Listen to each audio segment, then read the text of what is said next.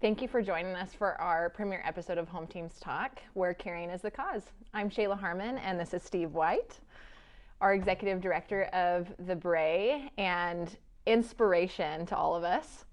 So, HomeTeams Talk, what is it? That's a good question, and sometimes we might stray from it a little bit. Correct. But really, it's about how do we impact the world around us, right? It's about caring for those, which is why our catchphrase is caring is the cause. Yeah, the saying "caring is the cause" came because I always try to interview a lot of people whenever I'm trying to develop something new. And with Home Teams, I was interviewing a lot of people at senior centers and families that had seniors, and I tried to get it to 1,000. I made it to 1,000, but anyway, there was some lady I was talking to, and I was doing my normal thing, just my spiel, going as fast as I could, talking about this, talking about that, and she goes, "Okay, wait, what is the cause of this organization?" And that's where it came from. I said, well, caring is the cause. Because at the end of the day, it's like you can say it's about elders, it's about people we want to help, but really what the conclusion we came to is that caring is the healthiest thing you can do. And proving that, we were able to interview a lot of professors and researchers and stuff, and what happens to the chemicals in your brain when you care, and it really is the healthiest thing we do. And so it's kind of repositioning of what caring is. Because in our society, because this is the other side of that research, in our society, you say, I'm caring for my wife, or I'm caring for my dad who has Alzheimer's, and everybody goes, oh, and they're not even just saying, oh, I'm sorry for your dad. They literally are saying, oh, man, I'm sorry for you, because that is such a hard thing to do. And they're right, don't get me wrong. They're right that caring by yourself as a solo caregiver is probably the hardest thing you can do. And so our society's built up this thing that caring is a chore, and it's like, it's something you do because you're a nice person, but man, oh man, look out, it's hard. And what we started looking into was how to create these teams. So that's where the name Home Teams came from. And finding out that caring, actually, when you do it as a team, as you do it together, it's actually beautiful when you're not overwhelmed with it. And it's the most beautiful thing. And personally, I think it's why we're on this earth, is to learn to care. And so, caring is the cause is like a war cry, because that's what we're here on earth to do. So that's where that saying came from. Well, and honestly, when you introduce that, at first, you have to think about it. When you introduce it to somebody, even when you first brought it to us, it's like, what does that mean? And it means everything we do each day is centered around that. It's the cause of life. It's It is. My dad, one of the most, he always laughed at this, like he'd say, "This is the day the Lord hath made." And everybody'd say, that's your dad's saying. And Dad'd say, well, it's actually in the Bible. But the thing that I didn't even get my whole life, of course, so much of my life I don't think I got anything, but what I didn't get is what that even means, because it's saying this is the day. It's like, okay, you've got to start over. If you're a Christian, you're thinking about forgiveness and the newness of the day, the sun coming up. It's a brand new day. This is the day the Lord hath made, and we will be happy. It's like, so we'll be glad and rejoice in it. I could always never remember if it was glad and rejoice in it or rejoice and be glad in it. But anyway, They both work. But the point is that it's a brand new day, and this day I'm going to live my cause of being on this earth, which is caring. Yeah. So what are you going to do today, big or small? And I think in my getting better in my own health, I always thought, you got to do something great. I spent most of my life sitting there going like, man, I got to do something great, and fail and all this stuff that happens in your life. But it's just doing anything. And so when I started to try to get healthy, I started to realize, okay, this day I'd take my walk that you guys all know about and all that in the morning. And this day I would be thankful for what happened yesterday. And I got, in the beginning it was like, okay, I'm thankful for my dog, and I'm thankful for the blue sky, and that's about it. But as I started going, I started trying to think, okay, what am I really thankful for? And be like, well, this is a true occasion. It's like one of those things where you're at Walmart and the lady's trying to get through the door, and she got all these packages, things are falling. And I grab the door and I help her get the packages, and then I end up helping her to the car. And the next day I'm like, I'm thankful for that. And then all of a sudden it's like, it doesn't have to be huge things to be a cause. It's every day starting afresh, starting anew, and just finding what is in your path today to care for. And in our case, we're really focused on caring for elders. Yeah. And I think that really kind of leads us into really what HomeTeams Talk is about, right? We're talking to experts to apply practical information. How can somebody take that and actually apply it to their own life? I mean, we get to deal with people and see them being that main caregiver, being that person who's struggling day to day. And HomeTeams, how did that come to be? We kind of talked about that a little bit. But really, it's the mission behind it. And I think we get to share kind of all that information, what led us to that, and kind of your story, which you kind of touched on a little bit, but I think it's important that we kind of dive into that a little bit when I mentioned that you're the inspiration. Yeah. Why are you the inspiration? I mean, I met you, it's been over 4 years ago now, and to see you, how you have evolved even in that time is an inspiration to most people. Yeah, well, I think, kind of still touching on the concept of caring and how healthy it is for you. I think that for me, I mean, it's not like I'm sharing new secrets. One thing about my life, most people know all about my life, but my life is a disaster. And sometimes when I'm dealing with some of our clients and our people, there's one thing I always say is my expertise is not being an expert. And that's part of our show. We get to talk to a lot of experts, but it's the constant search for more information and the constant search to learn more is what we're trying to do. But in my life, I think that it was an absolute disaster. It's pretty well known I had some illnesses, but and to me, I always hesitate when we talk about this because I hate people's excuses. And I'm not saying anybody needs to have excuses, and I don't have any excuses for my life being a disaster, but there are reasons that affect what you do. And finding out that when I was, I don't know how old, but finding out that I had concussions when I was a kid. Of course, when we were kids, we didn't even know that they even existed. I mean, now everybody knows about it, but when we were kids, we knew you got what we call dinged, and sometimes we didn't know where we were at, but we just thought that was football. And for me, I got my first major concussion when I was 17, and it took a neurologist to tell me how this all works. But at 17, I got knocked out for hours, not just for minutes, but literally out cold for hours. And that I had to stop football for the year because I couldn't see and I was throwing up. And when I say couldn't see, just like the lights and everything, and I couldn't read. And so, we still thought that was just that's just part of it. And by the way, at that time I thought I was a basketball player, so I was like, it's okay that football's done, so I'll just play basketball. But that started a chain reaction. Once you have a major concussion, you get them easier.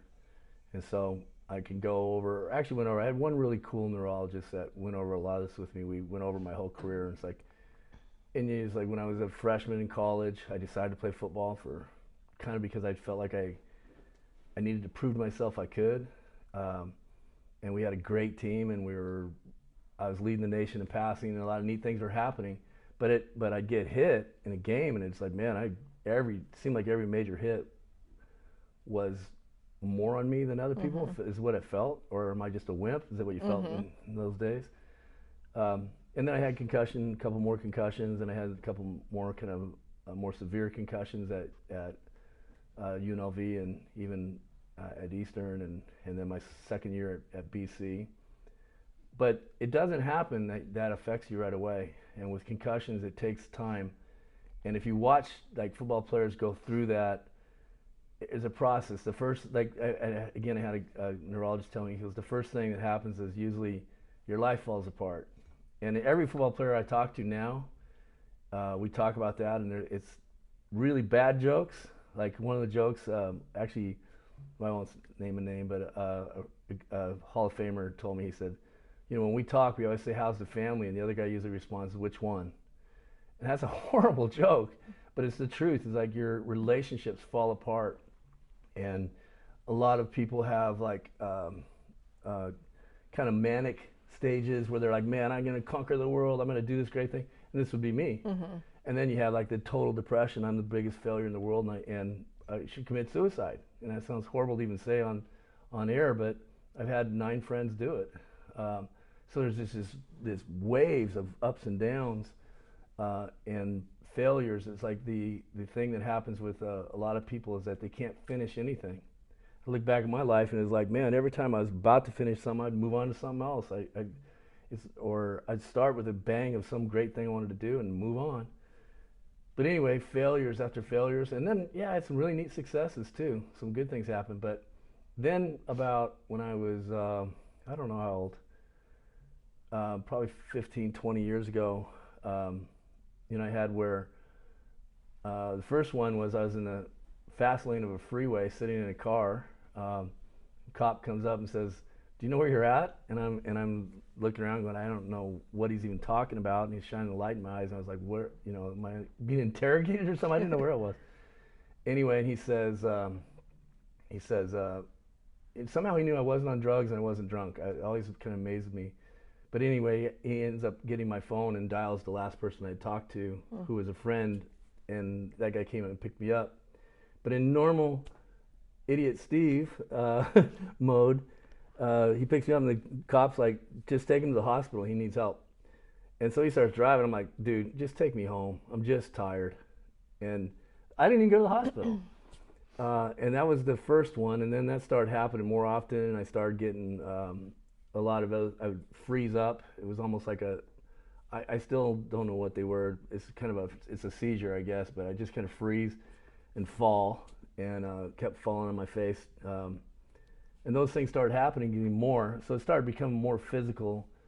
And so it was a lot of stuff. I could go on and on about those situations, but then it progressed to where, as you know, when I met you, and you say 4, it's almost 5, I think, years ago. Actually, that's true. It probably is I about think 5. it is 5. Mm-hmm. I came here from Sun Valley, and it just blows to even say this, but it's like I literally came here thinking, okay, I'm going to die from this, because I was in Sun Valley. I had a really neat neurologist there, and she's like, look, you're going downhill as far as the MOCA tests and the other tests they do, and we had me on all the seizure medicine we could be on, and I'd still have seizures, and I'd be in and out of the hospital. I had because I also have lupus, which is really fun, and how much that affects this process, I don't even know. But I'd go in the hospital with a pulmonary emboli or whatever it would be, and I just felt like I was going down for the count. I obviously would get these stages, these periods of my life where I couldn't even make a living because I couldn't really work, or I'd get confused about it. But anyway, long story short, I came to Tri-Cities because my mom had called and said, listen, your dad's not doing well, and we haven't seen you for your whole life, because I never was around. I wasn't around anybody. No family events, no anything. Talk about a life just makes me so sad and sick to talk about. But she's like, we haven't been around you your whole life. We haven't seen you for anything. And you need to come here and be with us. And so I thought, well, listen, I'm not going to make it that much longer, and they're not going to make it that much longer. I'm going to go there and help mom and dad. So I literally came here for that reason. And then I got here, and I was here about a year before I met you, I think. And I was really going downhill further, and then I had the 2 events we talk about a lot, where Poppy comes in, so I got Poppy as my service dog, and her job was to just take care of me. Basically, everyone goes, what does she do? Give you CPR or something? Basically, what she'd do is she'd make me aware that I was having an event, a seizure, whatever it would call it. And I aspirate. I can't swallow. I have dysphagia at times, or whatever they call it. And so I'd aspirate. So she starts pounding me on the head when I'm sleeping and wakes me up, and I can cough it out for the next hour. But I had an event where I showed up at the house that I grew up at, and I went up to the door, and I was pulling on the door, and the poor guy inside was like, who are you? And I was like, who am I? Wait a minute, where do I live? And he's like, I have no idea. Kind of get off my porch, please. So I went out to the truck, and Poppy, I'd left her in the truck, and I went out in the truck, and I just sit there and cried because I was like, man, I don't know what I do from here. I didn't know where I was or how to get where I was living. So we went up to the Wallowas, and which is kind of our rejuvenation sacred place, right? And I actually went up there, and Poppy and I started hiking up the East Fork, and evidently I had a seizure. I don't really remember. Had a pretty good blow to my head, so evidently I hit my head on something. And I got up. I had made it to the Ice Lake turnoff, which is like 3 miles up, and I don't know what happened there. All I know is that two hikers said that I was laying down by the river, and Poppy was all snuggled up to me, and they were trying to come over. They thought I was drunk or something, laying out there, and they came over and they said that she got all aggressive, wouldn't let them near me, and as far as we can figure, I must have laid there for about 12, 14 hours. I got up, and then I was like, okay, I got to get out of the mountains. And I was trying to figure out, and right there is like 4 trails. So I was like, okay, I started to go one way on the trail. Poppy'd run in front of me and wouldn't let me go. And then I'd go another way, and Poppy'd run in front of me and wouldn't let me go. And then she'd go running across the river. There was a one of those little bridges. And I'm going, what are you doing? I don't feel like playing right now. And then she'd come back, and I would start to go the other way, and she wouldn't let me, and then she'd run across the bridge. Finally, I was like, okay, whatever. So I started following, and I thought we were just going to go, she wanted to go play or something for a minute. And it goes right into switchbacks right there up the hill. And I could barely walk, and it's hilarious to think about it. I was like grabbing her tail. It's pretty steep right there. And we were going up that hill, and we just kept going. I was like, Poppy, where are you going? And that is one of my, if not my most favorite place in the world. So I was kind of like, okay, I'm going to go up here and just sit down with her then, I guess is where she wants to go. But she kept going and going, and that's like a lot of switchbacks. We went for miles. And then all of a sudden, she took off sprinting away from me, and she runs around the corner, and I hear my son go, Poppy! And then I was like, oh, that's why we're here. I forgot. We were going up here to meet my son.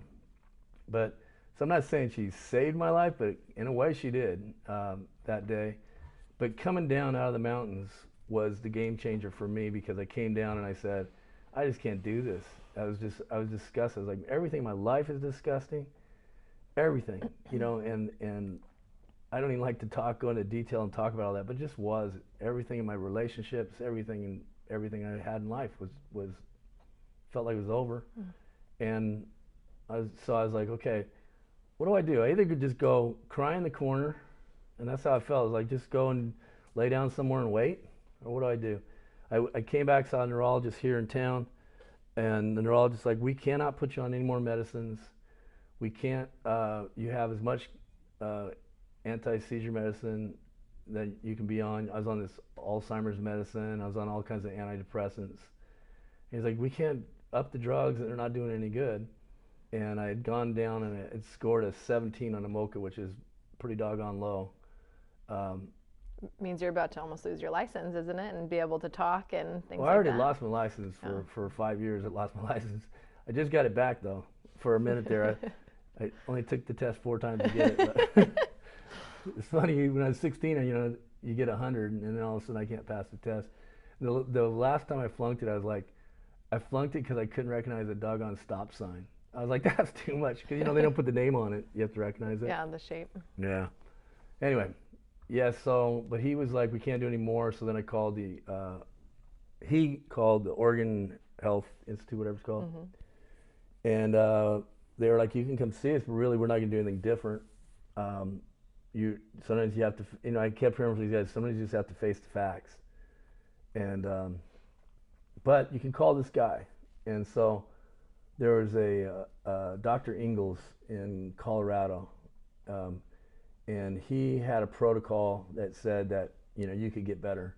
First guy I ever heard said there's a way to get better.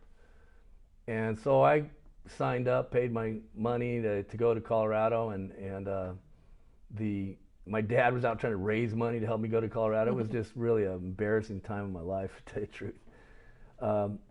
But anyway, it was like $60,000 to do this, and I was going to go to Colorado.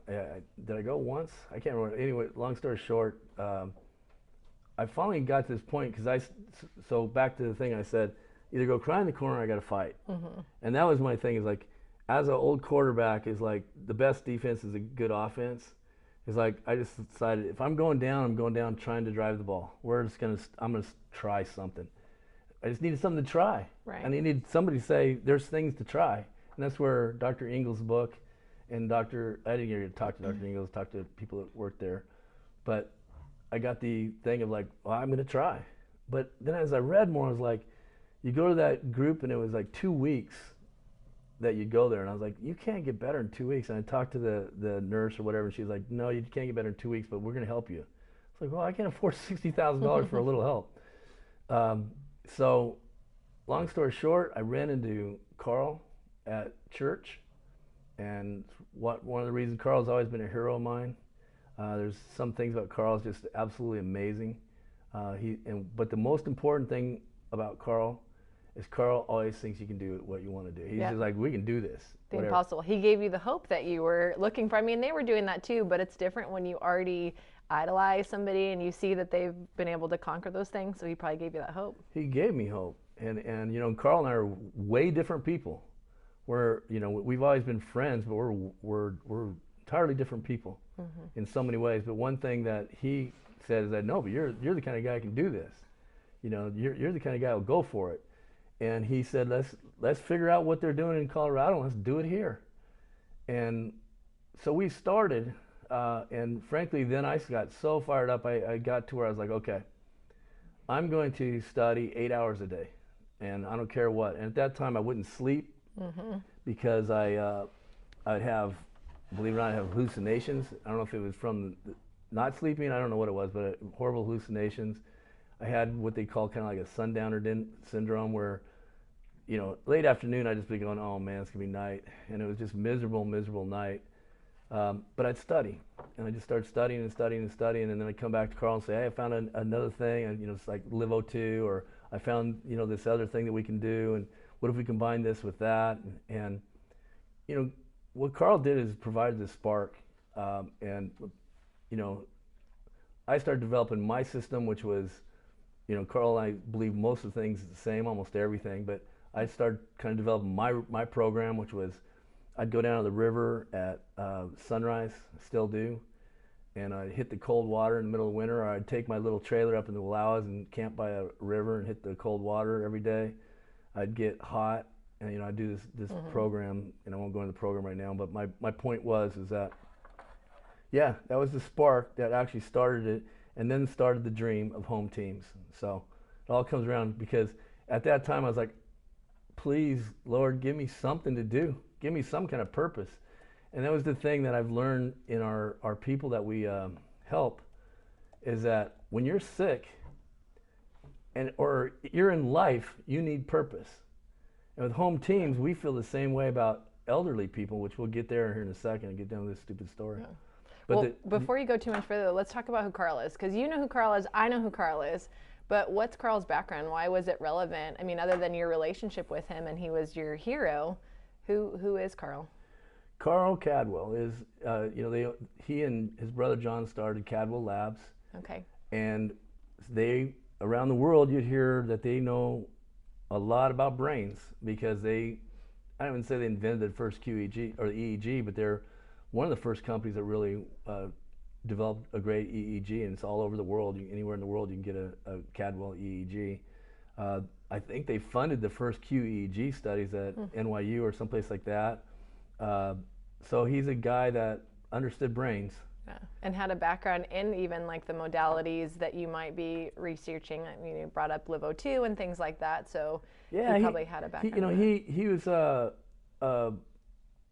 HBOT, you know, hyperbaric chamber was something he had here and wasn't even using, but they had it here, and he understood some of the benefits. So I started researching everything from the University of Tel Aviv, all these different places about HBOTs, and I wouldn't say I'm an expert, but I've kind of got to know who really are the experts, because, like I said, I'm not an expert at anything.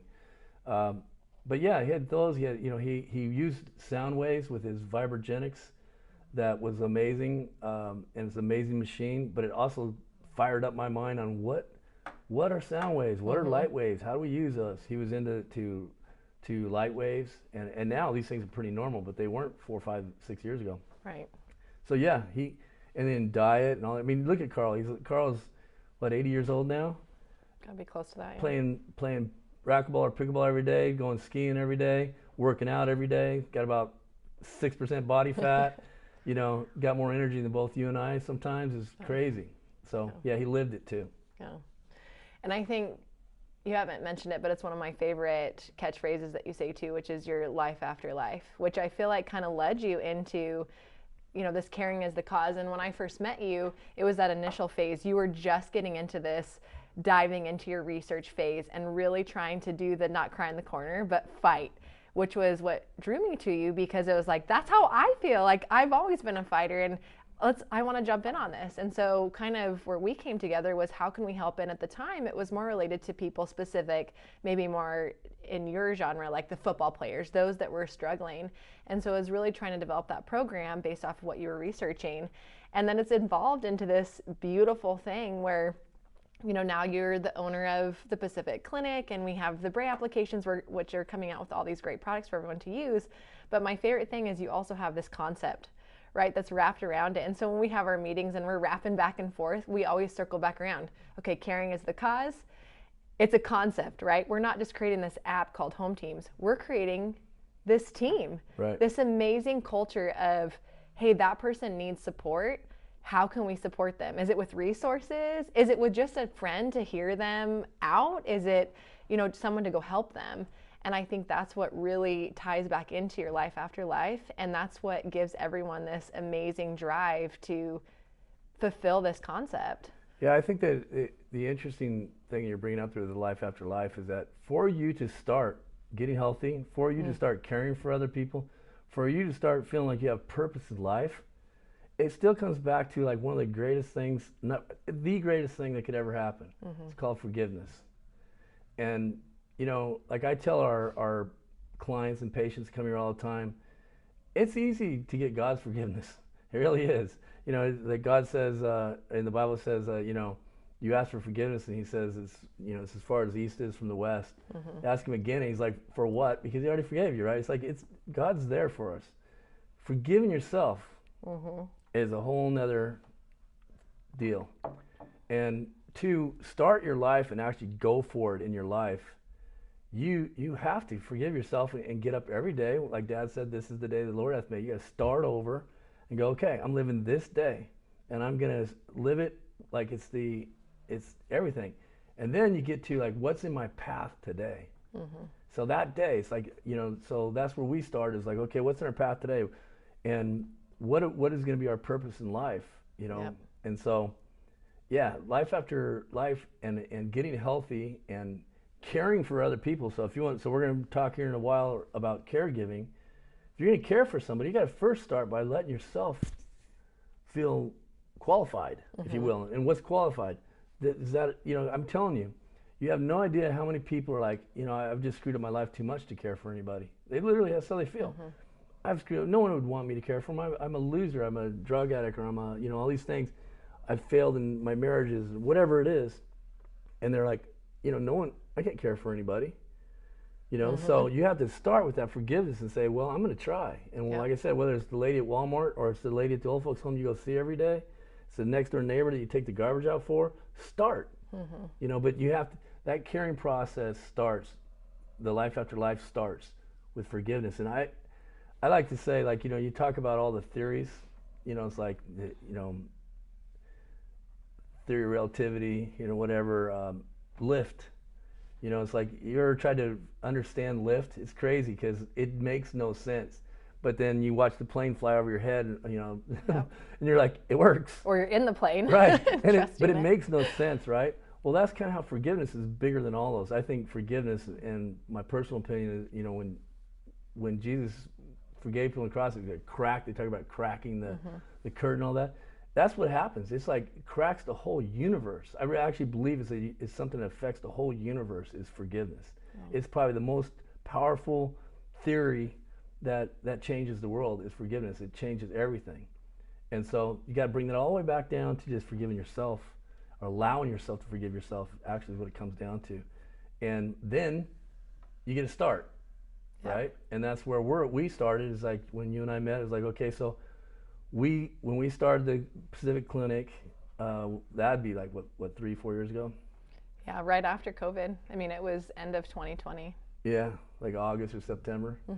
And when we started it, and you and I did this, is like, okay, here's, I wrote up a business plan, and then you always made it better. But the business plan was, we're going to create a caring environment. Yep. Because we wanted to have, you can't just like go care. Like I said, forgiveness. You're creating a caring environment. We tried to create a caring environment here at the clinic, and I think we did a pretty good job. I think we got a long ways to go, but you feel pretty cared for when you're in the Pacific Clinic. The second was, we're going to care for people once you have a caring environment, and I think we do a pretty good job of that. We've helped a lot of people with our regenerative training, and with our primary care, our specialty care is a lot of areas that we're kind of specialized. Our nurse practitioners and our physical therapists and our trainers and coaches specialize in, and we've got pretty good at that, caring for people. The third level is we got to teach people to care. Yep. And to me, that's where HomeTeams came in. It's what it started with. The concept is, I wanted to get out and help people. I started feeling the loneliness. I know what it's like when I was failing physically, the loneliness. When you've blown up your relationships, or sometimes you're just alone because you're an orphan elder, you don't have any family left. But you get to these spots in life, and I don't care who you are, you get in your 60s, 70s, 80s, 90s, you get lonely. So this loneliness that happens, I wanted to get out and care, make a difference. But I can only care for so many people. This last year, caring for my mom, my dad, going back to caring for Sharmila, or caring for some of the people I cared for at seniors' homes.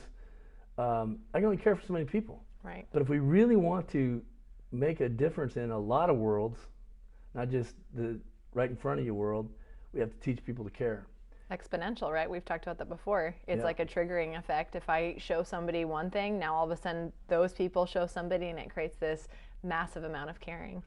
Yeah. So let's talk more, let's summarize a little bit, because we know what the Pacific Clinic is, and it's one of the companies that we spend a lot of our time, especially me, that's my day-to-day in Pacific Clinic, but we would consider ourselves... then at night you do the apps.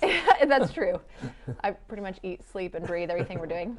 So we're really a health, sports, and medical campus. So as you're kind of talking about what we're doing, and people might hear you talk about primary care, or they might hear you talk about regenerative training, but we also have those aspects of swim lessons and childcare.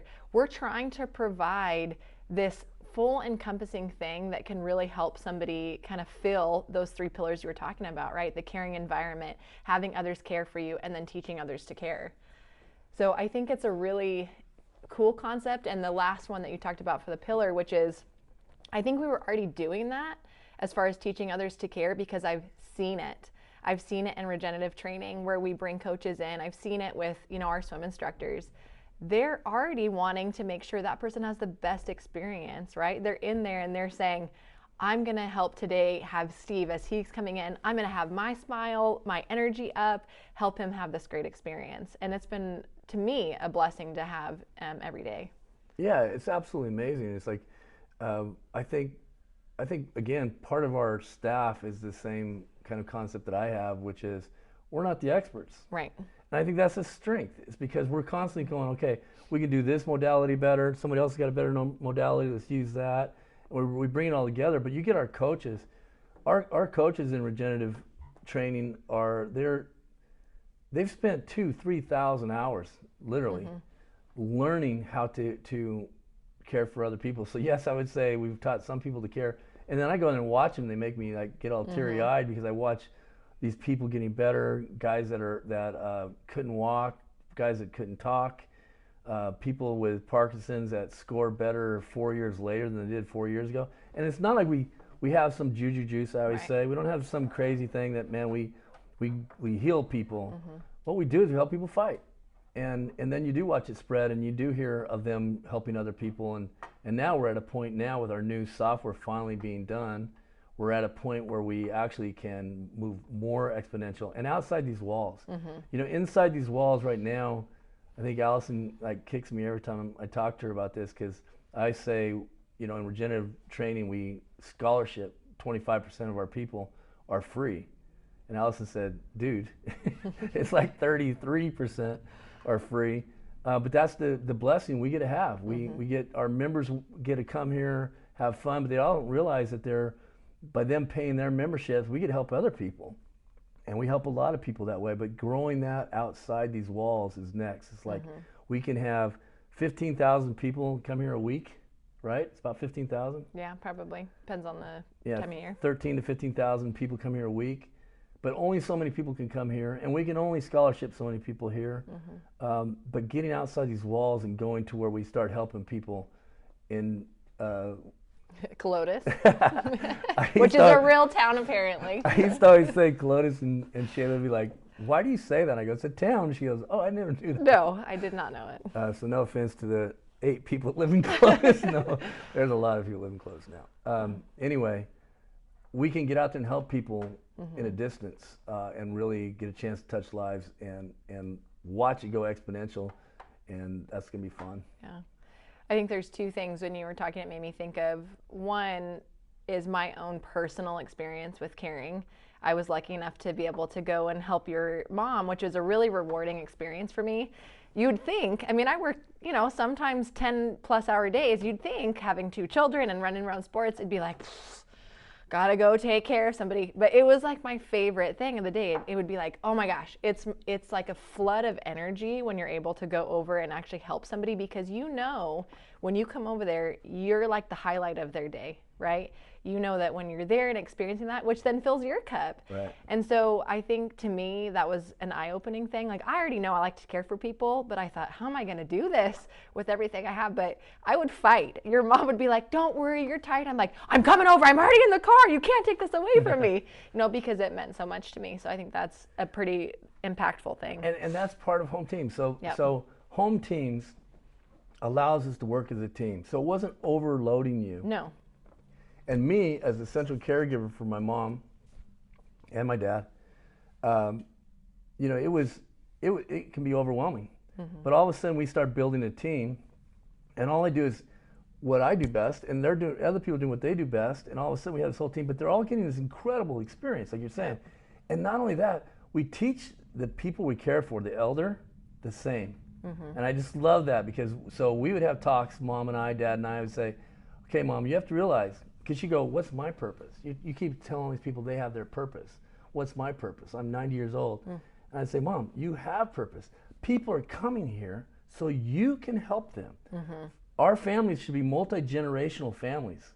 You know, we, right now in our society, is like a person gets to the point where they're having some trouble, and we say, okay, grandma's got to go to the old folks home. What does that teach our little kids? The great-grandkid goes, okay, so when grandpa has a problem, you just make him go away? So if I have a problem, do I just go away? If you have a problem, Dad, do you just go away? And that's what we've done, is what I did in my life. It's like, you know, we fall apart. Yeah. So bringing that back, and it comes all the way back even to the person we're caring for. So all of a sudden, Mom, I would say, Mom, when these people come over, that's your 15 minutes to inspire them. They need your knowledge of 90 years. They need to, you know, they're going to walk in here and say, man, you know, I just got my tax bill and I don't know what I'm going to do. I'm not going to be able to make a living this year. And you're sitting here at 90 going, dude, you don't even know what that is. Because if you live life long enough, you've been through a lot of stuff. So here's a 90-year-old going like, oh, you'll get over that. It's not even a problem. You don't realize, Mom, how that makes a difference in that person's life. Yeah. So all of a sudden, Mom's sitting there going, okay, Shaelah's going to be here in 15 minutes. What am I going to say, right? Yeah. And so she starts getting purpose in her life, because the fact is, you still have purpose when you're a super elder, if you will. You know, it's like I had a doctor where Mom was in the hospital, and she was really, really sick, and they'd given her like 5 to 8 days to live at that time. This is like 11 months before she passed. But they said you only have 5 to 8 days to live. And that doctor was like, so I'm talking to him, he's like, look, you know, there's no reason for us to do anything for her. She's not going to live. He goes, besides, she's 89. And I said, Doc, do you know who wants to live to be 90? An 89-year-old. You know, I wanted to like pop the guy. The fact is like she still had purpose. She was not ready to go. Right. And she was like, I want to live.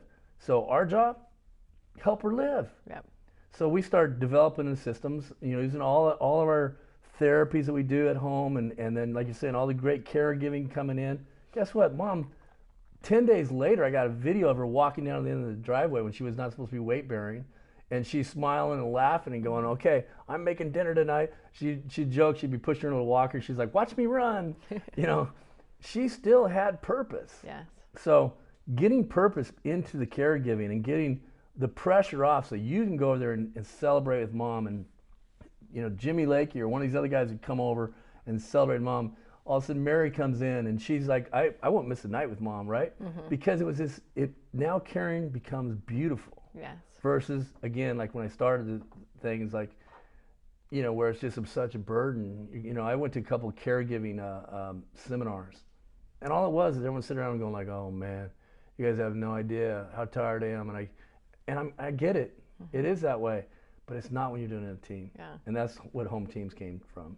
Well, and it's not even just the physical tiredness, right? It's the emotional stuff that goes into it, because you're trying to stay high for that person, right? Your emotions, you don't want them to feel your tiredness or feel the stress that you may be experiencing as you're trying to determine what's best for them, right? Their health situation. So in the times that you were dealing with your mom and you're trying to make tough medical decisions, you can't let her know. You're trying to stay up, so that's emotionally draining too. Right. And I think that's the benefit of having, that HomeTeams aspect. I never felt, I wasn't the primary caregiver, but I never felt like, I can't go talk. I have no support. I could go and we could have a conversation and say, hey, your mom's feeling this way about that. What can we do? And we'd rally together. There were times where we had people going over and Cassidy paint her toenails, bring her kiddo. Those are things that are really special. Really special and really, really important. So, kind of breaking it down, just give a quick shot to no one even knows we're talking about at HomeTeams. But so what we developed is we developed an app. And, you always hear, oh, geez, I got to put another app on my phone. That's how people feel. But this app is so important, because what it does is that I, as a central caregiver, get on my phone. I can go in and say, okay, here's the schedule for Mom for the week. She's got Coumadin at 2. She's got such and such at 3. And somebody should go over and paint her toenails. Mm-hmm. And somebody needs to have a cup of coffee. And someone, and I lay out all this. Then I pull up everybody who knows Mom. And the neighbors, the people from church, the people from my office, wherever it is. And we pull up and all of a sudden I lay that out and I say, hey everybody, I'm inviting you to be a part of Saunders White Home Team. And then people say, well, I can take her to Coumadin. I'll stop by and paint her nails. I'll do the yard, I'll do dinner, and then all of a sudden nurses are popping in and going, well, I can do a pure catheter for her or whatever it is. And it starts building this team. And all of a sudden I had a central caregiver is looking and going, I only have like 2 things to do now. I basically just go see her in the morning and make sure I have, all the things start changing.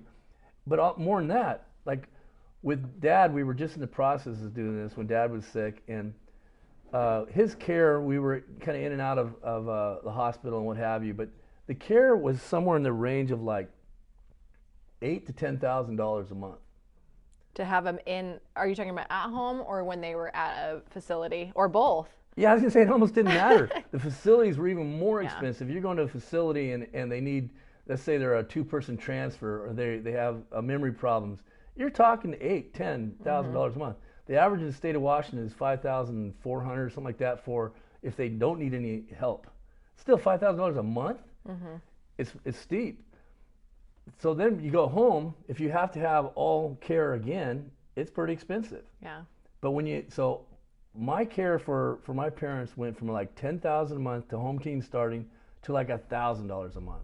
Mm-hmm. Because now we're all just helping out, and everyone's having fun doing it, and all this costs are rolling down and getting less expensive.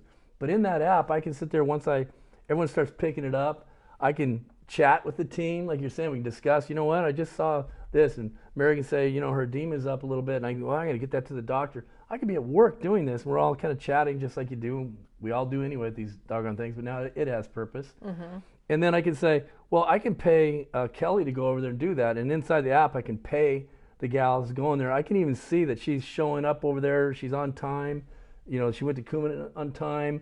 I can see all this, so I can be at work and be using that app to enjoy. And not only that, the enjoyment can spread. My brother lives in Seattle.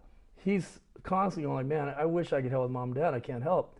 But he can go, well, I can pay in the app and pay that person to go to the grocery store. I can pay that person to do this for them. And I can talk to mom and chat. And anyway.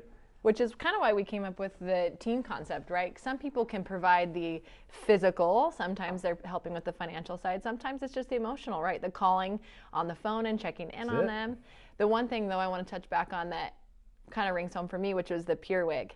And it's like, not everybody knows how to do certain skills, but the thing that adds on to HomeTeams is also those resources. I know that if I wasn't in the industry that I'm in, right, this health and fitness industry, I would have no idea how to care for somebody. And I think having HomeTeams to have the resources to say, how do I make my home safe to take care of this person? Who do I go to get information maybe for Life Flight because of where I'm at, or simple things like that. You saved me $60,000 on the Life Flight. But those are the things that we have all this knowledge. For real, you did. I know. We have $60,000. And it was a simple thing that you just didn't know about. I didn't know. So why not put all these things together into HomeTeams that we're providing all these resources for people who just don't know. They don't know who to turn to. They don't have that team support. And there are some people that maybe don't know other people in their community, and that's where maybe the churches or those active senior Rotaries, things like that, they all come into play where they want to help. The Meals on Wheels, how can they be tied into that? So the Pure Wig, like I said, hits home for me, but a tutorial on how do you help do simple things or big things like making a home safe. Yeah, it's like one of the things that we said with HomeTeams when we started to build this is that, one, we have to inspire people to actually want to care. And it sounds really crazy. When I do those interviews, the number one thing that I would find in the interview when I'd say, why would you not keep your grandma at home or whatever it was they'd say, I don't know how. You know, and then when you listen to them, it wasn't that they didn't know how, they were intimidated by it. They're intimidated by the fact that how would I actually help my grandma get off the toilet? I don't, it's like, it sounds like so easy, but these things are hard for some people and it's just intimidating. But when all of a sudden you inspire them, and it's that how wonderful it is for the grandma and for you, and then they start to realize that this is a special thing. Then the second is to educate. No, this is how you stand somebody up who can't stand. And we have nurses, we have, like you said, this whole library in there that starts to teach people to do these things. And it's simple, stupid little things. On the HomeTeams app, I can go in there and say, okay, with my video and say, okay, I'm going to have to widen that door. I hit a button and it says, okay, here's how you widen the door, right? These little tutorials on what I got to do. How do I do a Pure catheter? Well, here's how you do it. And I've had doctors say, well, you're not going to teach everybody to do that. No, but you know what? They're not going to go to the hospital to get it done. Someone's got to give them the information. And all of a sudden, I don't do Pure catheters, but Mary does. Shaelah does. And all of a sudden, you didn't know how to do it when you got there, but all of a sudden they say, okay, here's how to do it. And all of a sudden you're able to do Pure catheters. There's so many things like that, that instead you would have had to hire a group that comes in and is charging you $70, $80 an hour or more to teach these things. So there's inspiration, and then there's educate, and then the third, which is facilitate. Is like within the app and how that works, you start to be able to facilitate things being done. It's not just okay, go out there and be fruitful and multiply. No, we're going with you. You're not alone. Part of this whole thing is like, listen, caregiver, you're not alone anymore. And we hear about all these, constantly, right? You sit there and watch the news, all the horrible stuff going on in the world, I hate to say it, but all the horrible people in the world and all the meanness. Everybody's mean. And my number one saying is mean people suck. But it's true, and that's all you hear about. But here's the truth that you don't hear about. There's fantastic news out there. People actually care. There's guys that you'll run into a guy that does Meals on Wheels. He knows nobody. He gets paid nothing. He just does it because he loves to help people. You run into these people all the time. And all of a sudden, when we actually have something where we can facilitate these people who want to care, they start getting so much reward from it. They want to do it more. And there's so many people out there who are good people, really good people, who just need an area to be able to care for other people. That's true. I consider myself a pretty confident person. I'll be honest, I was pretty intimidated when you said I was going to come over and help with certain things at your mom's house. So it was nice to have that support. Absolutely. Well, talking about news, and it kind of, like you said, a lot of times it's bad news. I think this is a good time to, let's talk about maybe some good things that we get to see happening. Let's just kind of dive into a story that we've recently heard. Do you have anything? Yeah, you guys know, I mean, so one thing that I believe, if you want to get healthy, you're starting to get healthy again, is you got to find good news. And it's hard to find good news, just in your normal TV stations, radio stations, or what have you, or internet. For some reason, somebody figured out, one of those smart social media marketing people realized that scary things and things that are bad are more effective in marketing. So that's why you get so many bad things. But yeah, there's great news. So what I do in the morning is I try to find 4 or 5 things that are good news every morning. Even if there's times where I can't find any, and so I just got to watch a cat video. Which are fun. They are. Or whatever. I'll find the funniest thing to sit and laugh at because that's part of healthy. It's like one of my favorite guys, Valvano, Coach Valvano, Jimmy V, he would say, every day you should cry, you should laugh, right? Mm-hmm. Yeah, you need to have these things. It's like you should be able to be inspired to cry, not cry sad. And you should actually be able to laugh. And so, yeah, I look at it like I'm not going to give you a one specific one right now. I'm going to tell you this, we're going to do all the time, is that the specifics right now for today was fun stuff for me. Company that figures out how to make water from air. And all of a sudden, cool. there's now water, able to provide, and they did it by solar powered, so it's actually a machine that makes water for little villages out in the middle of the jungle. A company that I found that out of Atlanta that has a water filter. It's like $200. All of a sudden, I can buy these water filters, send it to a little village, and all of a sudden they got pure water. It's like that wasn't even available years ago. But it goes on and on. It's like the companies that I keep seeing are the people that are doing these things, cars that pull in more CO2, or whatever you call them, the bad gases than they put out. These are constantly going on. There's less people in the world right now that are thirsty than there ever has been. There's a whole bunch of great news going on that people just don't know. So part of what we do with Home Teams is we do share that all the time. And on our HomeTeams Talk is find those specific ones, but my favorite one right now is water from air. I think that one, cool. And there's not one company, it's 3. It's just a new one today. But it's so neat because for my grandpa, when I was, I think he put this fear in me when I was a kid. My grandpa always was worried about, is there enough snow in the Wallowa Mountains for the year? And by August or something, I'd be like, oh no, we're running out of snow, we're running out of water. And the world has places that just totally don't have fresh water. And water is a beautiful thing. And it's just, to me, a company goes out there and goes, hey, there's more water in the sky than there is in the oceans. And we can access this water. That genius who comes up with those kind of things, to me, is inspiring. And when you find those kind of good news, it helps you be happier through the day, That's true. That's really true. I think the one thing we should kind of touch on too is you really addressed the expense that it is to help care for somebody, whether it's in their home or they're going to a facility, and how you reduced your costs. But then you're looking at Home Teams and it's an app and people are like, oh, I'm sure there's some sort of catch. But we've really tried to make it affordable. We've tried to make it so that you can join in to be able to use that app. So it's a very low cost to be able to get in there and access that team aspect of it. But then it's also an easy barrier to get in and just help. I can just hop in, download the app, and I can find people in the area that I may have an hour to go help mow somebody's lawn or take out the trash and something simple, which I think is really awesome. Yeah, I think we've had a stance from the beginning, and it's been hard at times, right? At times you guys have all thought I'm crazy, but it's free if you can't afford it.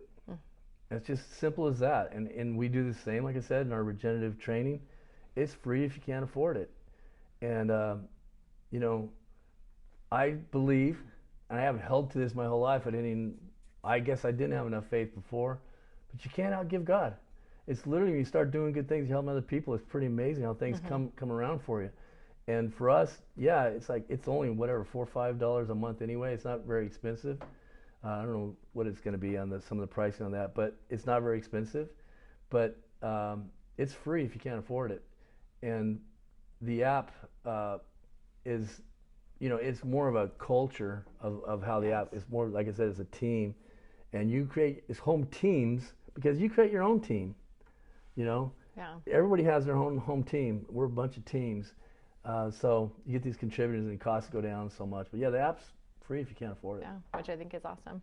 So we've kind of covered quite a few things as far as 7 essential elements. We kind of brushed on them. I don't want to get too much, so we have some stuff for the listeners next time.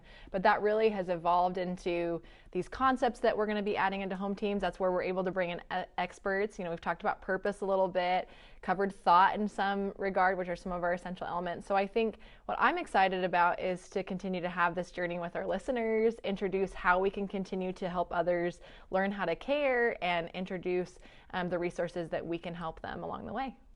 Yeah, I think that one of the most amazing things in my life was that by going through what I've gone through, getting better, having, believe it or not, I actually have a lot higher cognitive scores than I used to have, and getting myself back in health. But through that process, I've always been pretty good at knocking on doors and finding the expert, and that's what we try to do is we go out and we find them, whether they're at University of California, San Diego, or they're back east, they're in London, wherever it was, we found them, and we knock on their doors. And man, it's been amazing how many of these great experts have said, yeah, I'm willing to help. Yeah, I'm willing to talk. And then because of my score changes, most of them wanted to study and find out what we were doing here. And there's a lot of them believe that we do a pretty doggone good job. But the fact is, why that's neat for Home Teams is that in this show, we get to bring some of the number one experts in the world on Parkinson's or on Alzheimer's, on new therapies that are going on, and they actually will be on the show talking to us about these processes. And then local heroes, some of the guys like Carl Cadwell or like Aaron Johnson or some of the people that we think are superstars, Mitch Parks. Some of these people are just amazing. We have them on here and we talk about diet and about these things. Caregiving, one of the things that I went back to when I was at the beginning there, I was talking about going to the seminars and whatever, is that caring, when you're going to care, you have to put your own hat on. You cannot take your own oxygen mask on. You have to realize that to care for other people, you need to be healthy. So yes, when you find out your wife has cancer or something, your concern goes to her and you want to help her, but you also got to say, I got to get healthy. This is going to be there's no joke. I'm not saying it's not a battle. It's a fight, but it's a battle worth fighting. Let's put it that way. And so I'm going to get healthier. So we talk a lot about health for the caregiver, as well as the person we're caring for. And a lot of these things that we're going to continue to find and bring these experts in. But, it's like our message are like even in this podcast today, the message comes down to this. We're bringing in, I like to say, the Calvary. When I was a kid, I always crack up with this story because my brother and I were talking about it the other day. They had never let me play with them, my older brothers. Because you were the youngest, Yeah, right? I was the youngest. Yeah. So they'd be playing Army or whatever out there, and I said, when do I get to play? And they're like, no, we're fighting, but then you're the Calvary. So we'll call you when you got to come in. So I'd stand around the corner and be waiting. When does the Calvary get to come in? And then when they'd finally say, they'd be done playing almost, and they'd be like, okay, Steve, Calvary comes in, and I'd be like, Company B, ho! We go to the charge. But the fact is like that's where we are as Home Teams. It's like what our message, like from this podcast and most of these podcasts, is we're coming. We're coming. The Calvary is coming. You need to allow the Calvary to come. You need to allow these people to help you. You need to open up. You need to start afresh today. I don't care if you've been caring for somebody for 6 years. I know what it's like. I cared for Charmila for 12. Cared for mom and dad. That was a long 4 years of caring for my dad with vascular dementia. I know what it's like. And you're sitting there and you're going at it, and now the Calvary's coming. And so whether you're starting today as being a new caregiver, you've been caring for a long time, that's what I think our message is, the Calvary's coming. Well, caring is the cause, after all. Oh, right? yeah. I always have to say it all the time. We got to add your 18 sayings in. Well, you know, as I brought up earlier, life after life, and I think what you bring to the table and what you inspire us with daily is just that we're able to kind of go off of these stories that you have. That means something to you, but when you tell us about the Calvary, we're like, we're the Calvary Company B. I mean, we feel that same way. Right. We're excited and we're like, okay, so how can we, I mean, we're brainstorming a lot of times when I'm meeting with the team. I'm like, how can we do that? How could we incorporate that thing? If we are the Calvary, what would they need? Right. You know, it's really trying to come up with that. And you like that EMT saying, you know, if you were an EMT and you had nothing, what would you use to help this person? And I think that's really cool that we get to do that. It is, and we're learning every day on what we're doing. It's like you're thinking about EMT. It's like I was talking to one of the top doctors in the world in San Diego, and he was talking about, well, at our hospitals we do this, and when people come in, this is what we do. And I said, I just talked to him, and I'm like, dude, they can't get to you. Mm-hmm. And he's like, excuse me? And I'm like, they can't get to you. Do you realize how many people can't get to the hospital? Mm-hmm. How many people don't get to see doctors like you? Mm-hmm. How many people can't see a doctor, period? Yeah. They're out there. And so we got to go to them, and we got to get to them. And there's a lot more coming to Home Teams. I can't wait to talk about some of the things we do to help you get to medical attention. But the fact is like, you got to get it to them, and you got to be ready for whatever. It's like, what are you going to do when you don't have, like your mm-hmm. point?